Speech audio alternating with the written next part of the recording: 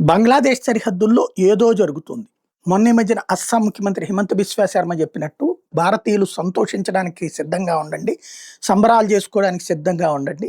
ఏదైతే బంగ్లాదేశ్‌లో ఉన్నటువంటి కొంతమంది ఉన్మాదులు చెప్తున్నట్టు చికెన్ నెక్ ప్రాంతాన్ని ముక్కలు చేసి సెవెన్ సిస్టర్స్‌ని వేరు చేస్తామంటే, బంగ్లాదేశ్‌లోనే ఉన్నటువంటి 2 చికెన్ నెక్స్‌ని కట్ చేసి విశాలమైనటువంటి నెక్ రాబోతుంది. 200 కిలోమీటర్ల వైశాల్యం రాబోతుంది అంటూ హిమంత బిశ్వా శర్మ చెప్పుకొచ్చారు. బట్ ప్రధానమంత్రి కావచ్చు, రక్షణ మంత్రి కావచ్చు, హోంమంత్రి కావచ్చు, మన సైనికాధికారులు ఇంతవరకు ప్రస్తావించలేదు. బట్ ఏదో జరుగుతోందన్నటువంటి ప్రచారం మాత్రం నడుస్తోంది చాప కింద నీరులా.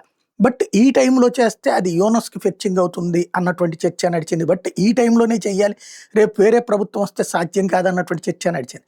వీటన్నిటి మధ్య ఏం జరుగుతుందో తెలియదు కానీ, ఇండియన్ ఆర్మీ ఒకప్పుడు ఏదైతే బంగ్లాదేశ్‌ని విడదీయడానికి పాకిస్తాన్ నుంచి వెళ్ళినటువంటి రూట్‌లోనే అదే బెటాలియన్ ఇప్పుడు బయలుదేరి వెళ్ళింది. 1971 వార్‌లో ఉన్నటువంటి రూట్‌లోనే ఇప్పుడు డిప్లాయ్‌మెంట్ అయ్యింది.